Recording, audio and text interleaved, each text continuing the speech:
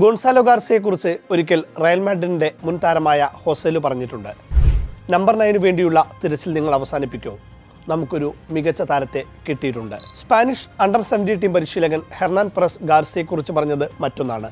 മികച്ചൊരു പരിശീലകന്റെ കയ്യിൽ കിട്ടിയാൽ ഒരു പതിറ്റാണ്ട് കാലം റയൽ മാഡ്രിഡിന്റെ മുന്നേറ്റ നിരയിൽ നിർണായക സ്വാധീനമാകാൻ കെൽപ്പുണ്ട് അയാൾക്ക്. ഇതിഹാസ താരം റൗൾ ഗോൺസാലസിനോടാണ് പെരസ് അന്ന് ഗാർസിയയെ താരതമ്യം ചെയ്തതും.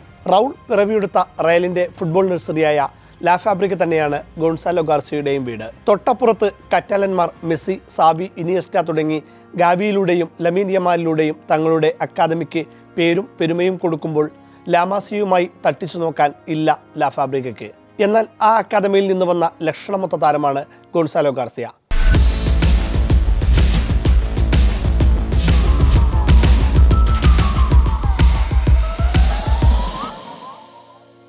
2014 10-ാം വയസ്സിലാണ് ഗാർസിയ ലാ ഫാബ്രിക്കയിലെത്തുന്നത്.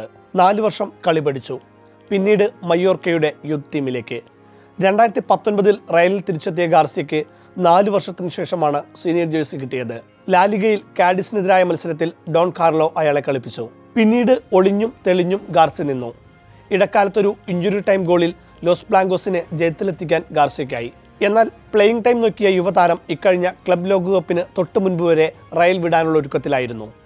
ക്ലബ് ലോകകപ്പിൽ യുവന്റസിനെതിരായ മത്സരത്തിൽ സാക്ഷാൽ കിലിയൻ എംബാപ്പയ്ക്ക് പകരം സാബി അലോൺസോ ഗാർസിയയെ കളത്തിലിറക്കി. നെറ്റിചുളിച്ചവരെ 1 മണിക്കൂറിനകം ഗാർസിയ അതിശയിപ്പിച്ചു. അലക്സാണ്ടർ ആർണോൾഡിന്റെ ഒരു ക്രോസിന് തലവെച്ച് ഗാർസിയ ലോസ് ബ്ലാങ്കോസിനായി ഗോൾ കണ്ടെത്തി. ഡഗ്ഔട്ടിലിരുന്ന എംബാപ്പെ തന്നെ ഓടിയെത്തി ഗാർസിയ അഭിനന്ദിച്ചു. ഗലാറ്റിക്കോസിന് പേരുകേട്ട റയൽ മാഡ്രിഡ് നിരയിൽ അധികമൊന്നും അവസരം കിട്ടിയിട്ടില്ല ഗാർസിയയ്ക്ക്. സീസണിലെ 19 മത്സരങ്ങളിൽ 5ലും ബെഞ്ചിൽ. സ്റ്റാർട്ടിംഗ് 11-ൽ റയൽ ബെറ്റിസിനെതിരായ മത്സരം ഉൾപ്പെടെ 2 എണ്ണം മാത്രം. കിട്ടിയ അവസരത്തിൽ ഗാർസിയ സാബി അലോൺസോയുടെ വിശ്വാസം കാത്തു. എണ്ണം പറഞ്ഞ ഹാട്രിക്കോടെ ഗാർസിയ ബെർണാബ്യൂവിനെ ഇളക്കി മറിച്ചു. 20-ാം മിനിറ്റിൽ തന്നെ തുടങ്ങി. റോഡ്രിഗോയുടെ ഫ്രീ കിക്കിന് ഫാർ പോസ്റ്റിലേക്ക് തലവെച്ച് ഗാർസിയ ലാലിഗയിലെ കന്നി ഗോൾ നേടി. Perfect weight, perfect direct. Mark ചെയ്തിരുന്ന ബെറ്റിസ് വിംഗ് ബാക്ക് റിക്കാർഡോ റോഡ്രിഗസിനെ യഥാർത്ഥ സെൻട്രൽ ഫോർവേഡിന്റെ കൗശലത്തോടെയാണ് വെട്ടിയൊഴിഞ്ഞതും. 2ാം ഗോൾ ഗാർസിയയുടെ പ്രതിഭ വിളിച്ചോതുന്നതായിരുന്നു. വാൽവെർഡയുടെ ഒരു ലോ ക്രോസ് സ്വീകരിക്കുമ്പോൾ ഗാർസിയയുടെ മുന്നിലും പിന്നിലുമായി ഓരോ ബെറ്റിസ് താരങ്ങളുണ്ടായിരുന്നു. ഞൊടിയിടയിൽ ചെസ്റ്റിൽ ട്രാപ്പ് ചെയ്തെടുത്ത് നിലത്തു കുത്തും മുൻപ് പന്തിനെ വലം കാലുകൊണ്ട് പോസ്റ്റിലേക്ക് യാത്രയാക്കി. ഇരുകൈകളും വിരിച്ച് നെഞ്ചിലൊന്നാഞ്ഞടിച്ച് ആകാശത്തേക്ക് ഉയർന്നു ചാടി മുഷ്ടി ചുരുട്ടി ഗാർസിയ ആ ഗോൾ നേട്ടം ആഘോഷിച്ചു. മത്സരം അവസാനിക്കാൻ മിനിറ്റുകൾ ശേഷിക്കെ നേടിയ ഹാട്രിക് ഗോളിലും പ്രതിഭാസ്പർശമുണ്ടായിരുന്നു. ആർദ്ര ഗൂളറിന്റെ നീട്ടി നൽകിയൊരു പന്ത് ബാക്ക് ഹീൽ ഫിനിഷിലൂടെയാണ് ഗാർസിയ വലയിലെത്തിച്ചത്. ബോക്സിലുണ്ടായിരുന്ന ഡിഫൻഡർമാർക്കിടയിൽ ഓടി നടന്ന് സ്പേസ് ഉണ്ടാക്കിയാണ് ഗാർസിയ പന്തിനെ സ്വീകരിച്ചതും.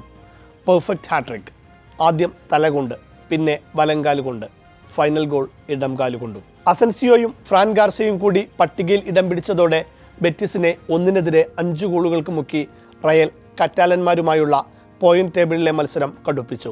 കഴിഞ്ഞ സീസണിലാണ് പരിക്കും മറ്റും വലച്ച് പെർഫോമൻസ് മോശമായ സമയത്ത് റയൽ ഗോളി തിബോ കുർട്ടോ പറഞ്ഞത്, ഞങ്ങൾക്ക് ഹോസലുവിനെ പോലെ ഒരു നാച്ചുറൽ സ്ട്രൈക്കറെ ആവശ്യമുണ്ട്. എന്നാൽ ആ ആലയിൽ തന്നെ സാബി അലോൺസോ ഒരു പെർഫെക്റ്റ് നമ്പർ 9 താരത്തെ രാഗി മിനുക്കിയെടുക്കുന്നുണ്ടായിരുന്നു. Gonzalo Garcia Torres. In search of gold they found diamond. Mbappe തിരിച്ചെത്തുമ്പോൾ സ്റ്റാർട്ടിംഗ് 11-ൽ നിന്ന് ഗാർസിയ പുറത്താകും. പക്ഷേ ക്ലബ് ലോകകപ്പിന് ശേഷം മറന്നുപോയ പോലെ കളയേണ്ടവനല്ല അയാൾ. പോർച്ചുഗീസ് ഇതിഹാസം ക്രിസ്ത്യാനോ റൊണാൾഡോയുടെ കടുത്ത ആരാധകനാണ് ഗാർസിയ.